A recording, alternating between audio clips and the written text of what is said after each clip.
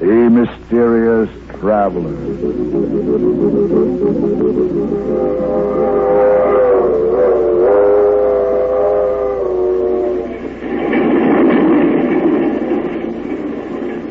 This is the Mysterious Traveler, inviting you to join me on another journey into the realm of the strange and the terrifying. I hope you will enjoy the trip, that it will thrill you a little and chill you a little. So settle back, get a good grip on your nerves, and be comfortable. If you can. Where are we going? Well, we're going to join Walter Cabot as he takes a little excursion into crime. I call the story Murder Goes Free.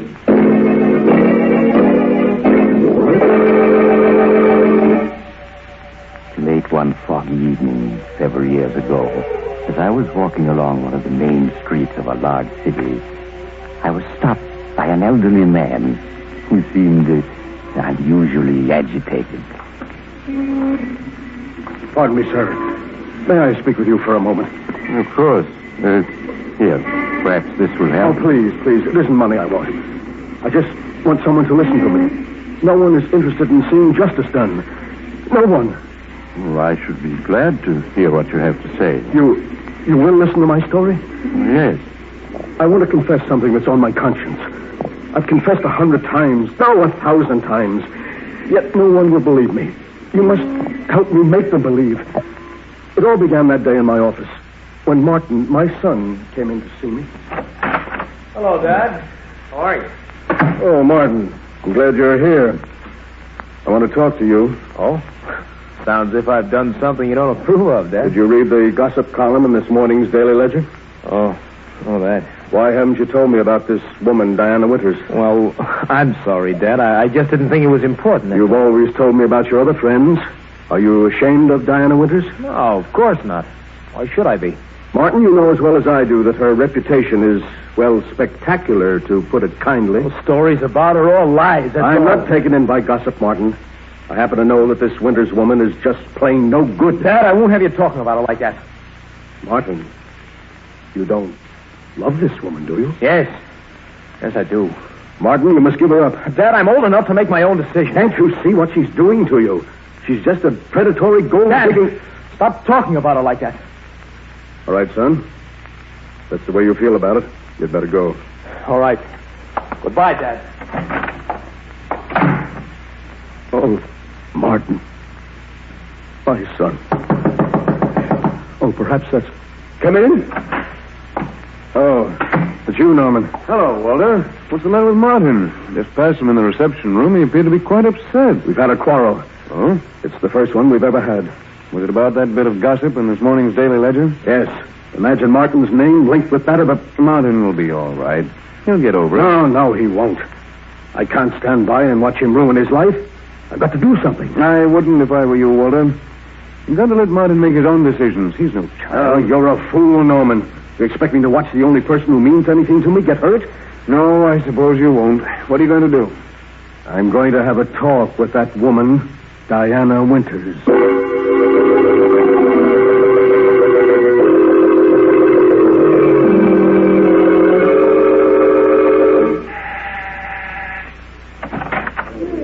Hello. Oh, good evening. Are you Miss Winters? Yes. Won't you come in? Thank you. My name is Walter Cabot. Oh, Walter Cabot. I see. May I have a word in private with you? Really, I have guests, Mr. Cabot. It'll only take a few minutes. Oh, all right. Come this way. Thank you. No, no bother us from here. I hardly know how to begin, Miss Winters. And let's be frank, Mr. Cabot, and save ourselves time. You've come here to ask me to give up your son, haven't you? Yes. Well, then you may as well know that you're wasting your time. I love Martin, and I won't give him up. I know better. Since we're being so frank, I'll get to the point. How much do you want to let Martin go? Are you insinuating that I just now, want... come, Miss Winters. There's no need to put on an act for me. How much? Really, Mr. Cabot? You know, you're far more interesting than your son. Shall we say, 100,000? 100,000? Yes, 100,000. You love your son. Surely he's worth it. I haven't anything like that amount of money. Oh, I'm sorry. Do you believe for a moment that Martin has any money? Oh, no. But he will inherit $250,000 from his mother's estate in a few months. Oh, so you know about that? Yes, of course. What other reason would you have for leading Martin on? None that I can think of. What if I were to tell Martin of our conversation? He wouldn't believe you. You can't do this to him. I'm afraid I must be getting back to my guest, Mr. Cabot. Now, wait, please. Please listen to me. Martin is everything I have. If I had the money, I'd gladly give it to you. But I haven't it. Oh, so sorry. Women like you don't deserve to live. Will you please leave at once? If you don't give Martin up, I'll kill you. Oh, get out, do you hear? I'll have my friends throw you out. I'm warning you. Stay away from Martin, or I'll kill you.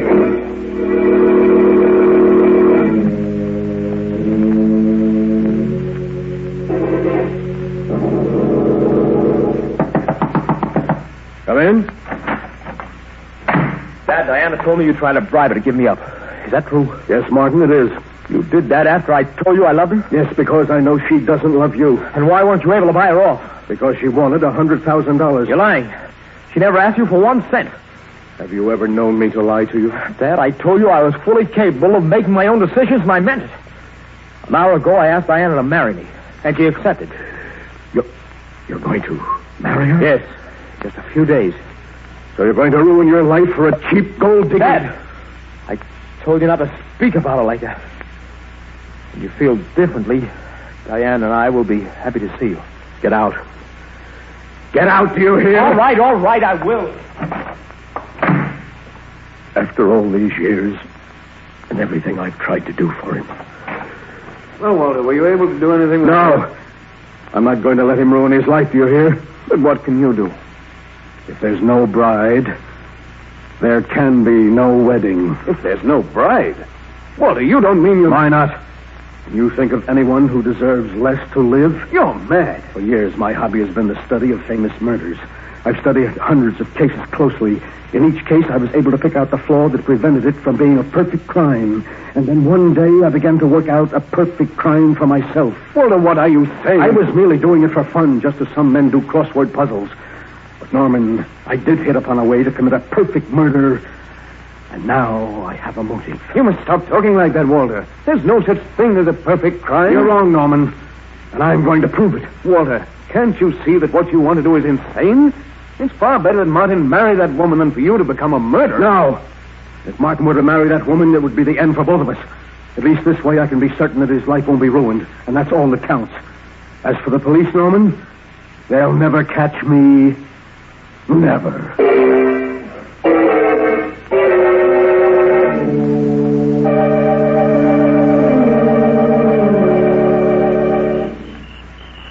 Pardon me, sir.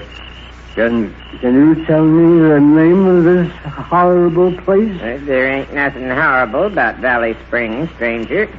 1,242 people think it's Mighty Pine Village. I've never seen an uglier place. What do people live here for? Been drinking, haven't you? Well, I'm warning you, mister. You'd better stop insulting this village, or I'll run you in. I'm the village constable. Oh, so you're gonna get rough, eh? Well, take this. Hey, yes, I'll learn you to push the law around. You're under arrest for drunkenness and disorderly conduct.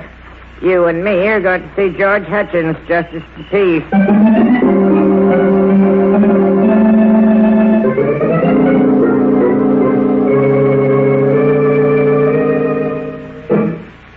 And after insulting our village half a dozen times, Your Honor, he attempted to attack me. And that's when I arrested him. Did right, Pete.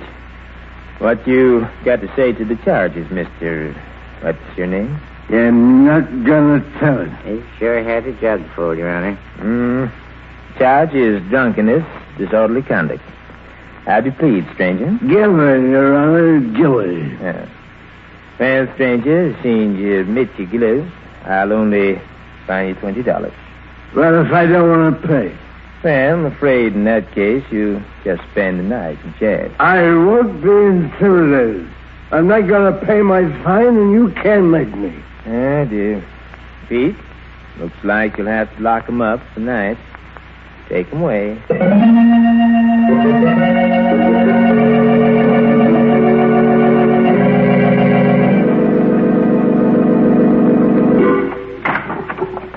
Well, stranger, now you can see what the inside of our jail looks like. It still ain't too late to pay your fine. Don't you want to pay it and sleep in a nice, soft bed? No, I like it here. Which of the two cells is mine? Well, you take the one on the right, and I'll sleep in the other. I got to guard you. Go ahead, get in so I can lock the door. Just as you say, Constable. Now, I don't want to hear anything out here till morning. I'll have enough trouble sleeping in here without you bothering me. I'll be so quiet, Constable, you won't even know I'm here. Sweet dreams.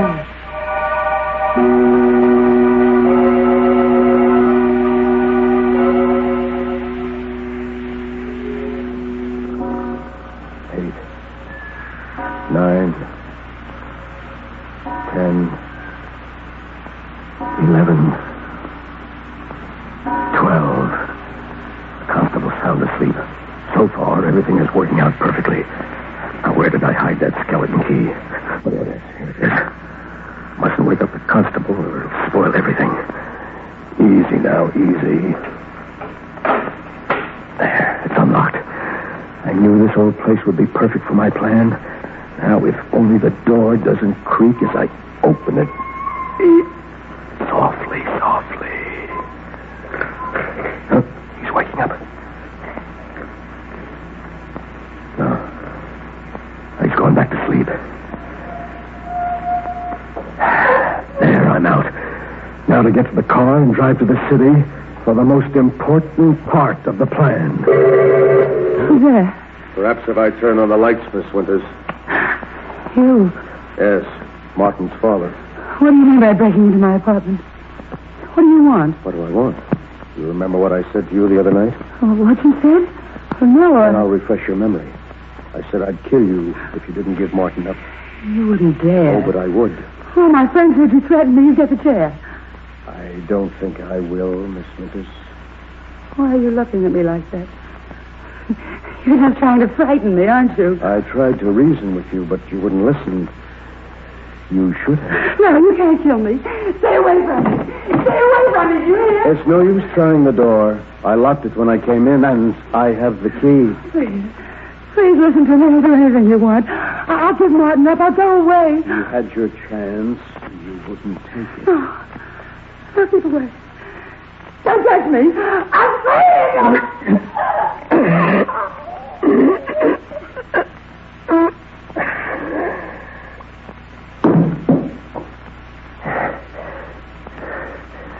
There. I'll just turn her wristwatch back to 12 and stop it. The exact time I was being arrested in Valley Spring, and my son is free. Free.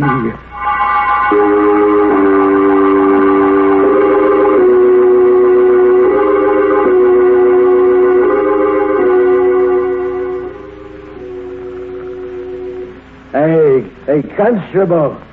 Constable, wake up, wake up. I want another drink. Wake up, will you? Wake up. What's all this noise about? Oh, my back.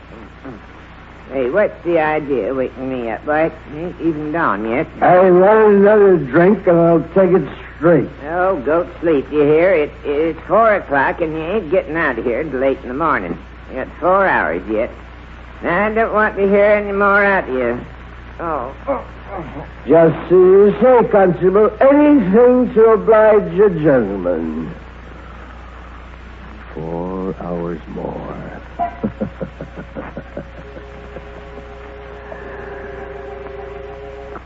Good. Now I've established the fact that the constable spoke to me at 4 o'clock in the morning in my cell, and that I was very drunk. Oh, the perfect crime. Everything's worked out exactly as I planned. The police will never be able to prove a thing.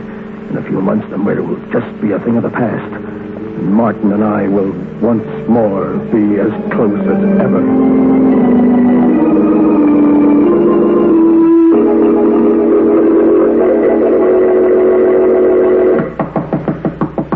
Come in.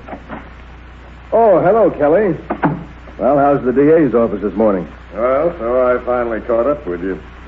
My partner told me a few minutes ago that you've been looking for me. Looking What's on for your you? That's putting it mildly. There's been a 5-state alarm out for you for the past 24 hours. What? Where have you been the last few days? I've been vacationing at a small resort 100 miles upstate. Kind of sudden vacation, wasn't it? What? Even your partner didn't know where you were. Well, I went there on the spur of the moment. Oh, you did, huh? Yeah. And where were you on the night of the 22nd? The night Diana Winters was murdered. Say, I read about that, Kelly. That's rather an unusual... Stop stalling. Where were you? Frankly, Kelly, I don't recall where I was that night. I'm afraid I was a little drunk. You're going to have to do better than that for the DA. Oh? Well, I'm afraid I won't be able to.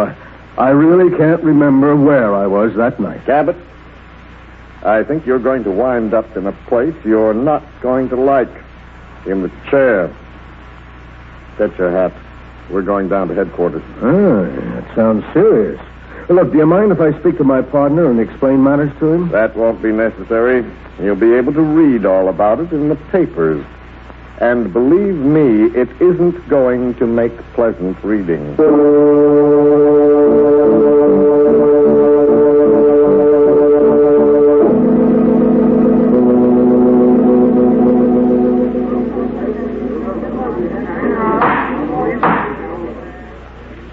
A dozen witnesses have testified that the defendant, Walter Cabot, threatened to kill Diana Winters.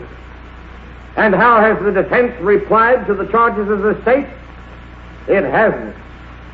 Can we accept the flimsy story of the defendant? That he was drunk the night of the murder and hasn't any recollection of his actions?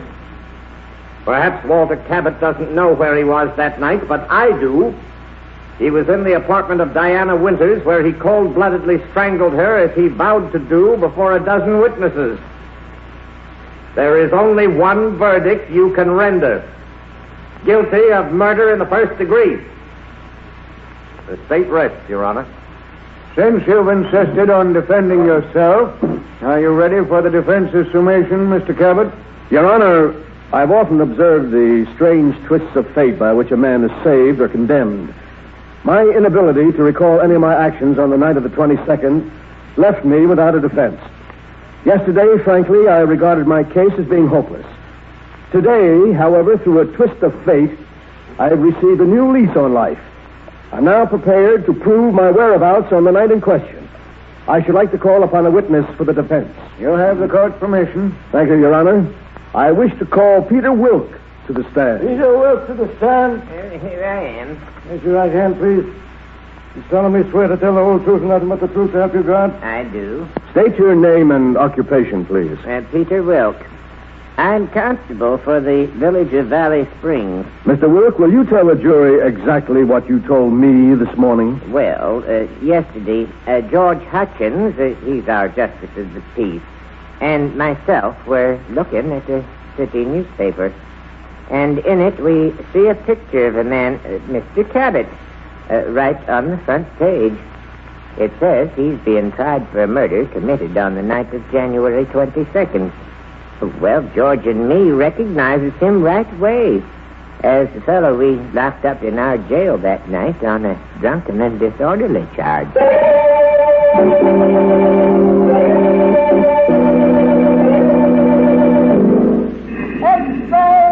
Extra get to reading in papers. Walter Cabot acquitted. Read all about it. Read all about it.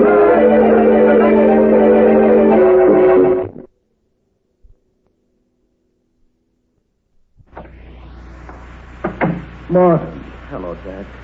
How are you, son? Oh, it's good to see you again after all these months. Oh, Dad, can you ever forgive me for having run away when you needed me? Forgive you? There's nothing to forgive, son. Dad, I know now how right you were about Diana. Oh, you don't know how happy it makes me to hear you say that, son. I've been through a great deal lately, but it doesn't matter now that I have you back. Oh, Dad, I'm glad to be back. I promise you I'll never let you down again.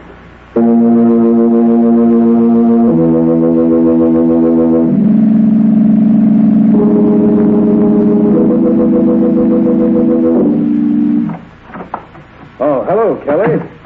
Come in, have a seat. Been quite some time since I've seen you. Yes.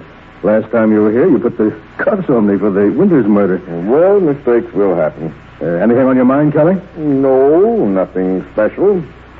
Just friendly call. Oh. Well, thanks for dropping in, Kelly. Oh, by the way, have you seen the latest edition? I know. Anything of interest happen? Yeah, you might find it interesting. It could mean a client for you. Oh, really? What's happened? Well, here's the late paper. Read it for yourself. Oh, thanks. New suspect held for Winters' murder. Oh, no. No, it can't be. Why not? If you didn't kill Diana Winters, someone did. And we've got that someone down at headquarters. But you must be mistaken. What evidence have you got? Evidence? Yes. Oh, well, we can prove the guy we've got was at Diana Winters' apartment that night. What's that? But he was seen leaving just after midnight, after a whale of a quarrel with her. Quarrel? What about? Oh, usual thing. We both know what Diana was. Two-timing gold digger. Yes, of course. She had plenty other boyfriends than your son. Only none of them knew about the others. But yes, but that night the guy who killed her found out a few things about her and bumped her off. No. I don't believe it. I told you he left right after midnight, didn't I? That's right. Well, her watch was found on the floor where she dropped it during that fatal struggle. Stopped just at 12. And that watch is going to hang the guy. We may have been wrong in your case, but this time we have the right man, and we'll make it stick. Even though the evidence is circumstantial. Well, I'd better be running along. Good night.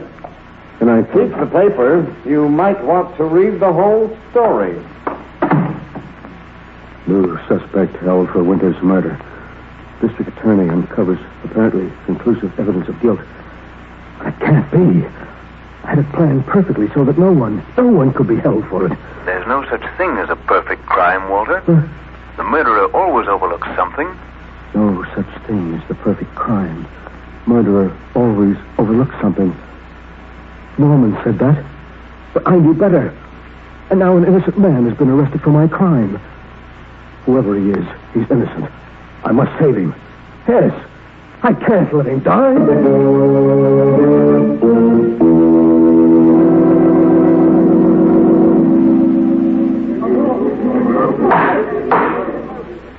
Gentlemen of the jury, you have reached a verdict.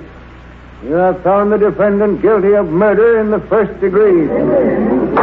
Silence in the courtroom. No, it can't be. You're wrong. Silence in the courtroom. I'll have it cleared. Mr. Cabot, you'll kindly refrain from such outbursts. But, Your Honor, I protest. The evidence submitted by the state was purely circumstantial. There was no real... May I remind Mr. Cabot that this case may be appealed. Your oratory is quite uncalled for. But the prisoner's innocent, Your Honor. You haven't any right to... Another such outburst, Mr. Cabot, and I'll hold you for contempt of court. Your Honor, the defendant was convicted on purely circumstantial evidence. But I have positive proof of his innocence. Why did you wait until after the jury rendered a verdict to make this statement? I'd hoped, Your Honor, that the defendant would be acquitted and I wouldn't have to reveal my proof of his innocence, but I would like to do so now. Yeah, this is highly irregular, Mr. Cabot. But since the jury has already rendered its verdict and cannot be influenced, you may proceed. Thank you, Your Honor. I know for a certainty that the defendant is not guilty of the murder of Diana Winters, for it was I who committed the crime. In the courtroom. Mr. Cabot, you say you confessed the murder of Diana Winters? Yes, Your Honor. I and I alone am responsible for her death. You must believe me. Mr. Cabot, only 3 months ago you were acquitted of the murder of Diana Winters. You well know that a man may be tried only once for a crime. This confession now can do you no harm. The court sees your confession as being motivated only by your desire to see the defendant go free. No, Your Honor, that isn't true. I did murder Diana Winters. Then I broke her watch, and I set it back to 12 o'clock. You must believe me, you must. Bailiff, Have Mr. Cabot escorted from this courtroom. Prisoner will remain in your cell. No, wait, Your Honor. Listen to me. He isn't guilty. I am. I'm the one who...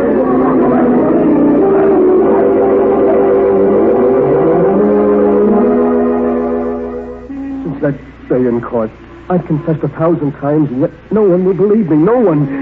But you, sir, you will help me, won't you? We can't let an innocent man die for a murder I committed. No, of course not, but well, I hardly see how Every minute that passes brings him closer to the end. We must save him. We must. If you'll only help me... Hello, Cabot. Oh, Kelly, I was just telling this gentleman here my story. We can't let an innocent man go to the electric chair. Kelly, you're a smart man. You believe I murdered Diana Winters, don't you? Yes, I do. You do? Then you'll help me save him? People wouldn't believe me any more than they do you. But they would, Kelly, they would. Why should they believe your story? You can't be tried again for the murder of Diana Winters. And what man in your position wouldn't confess to save his own son? But he's innocent, Kelly. Martin, my son is innocent. He was convicted only because he was near her apartment that night. And now there's so little time to do anything. The execution is set for midnight, and it's already... It's 12. Already. No. I'm sorry, Cabot. May his soul rest in peace. Oh, my son. My son.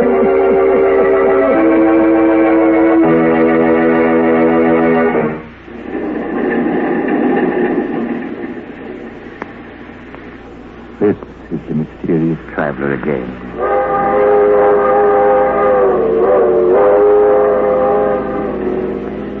Did you enjoy our little trip? Too bad about poor Walter Cabot, wasn't it? Such a brilliant man. But his own intrigue sent the one person he loved to the electric chair. As the city hall clock tolled midnight, Walter Cabot must have heard his partner's warning. There's no such thing as the perfect crime. The murderer always overlooks something. So, if by any chance you're contemplating murder, I suggest that you stop and think it over. Lest you'll find to your sorrow that you... Oh, you're getting off here. I'm sorry. But perhaps we'll meet again soon.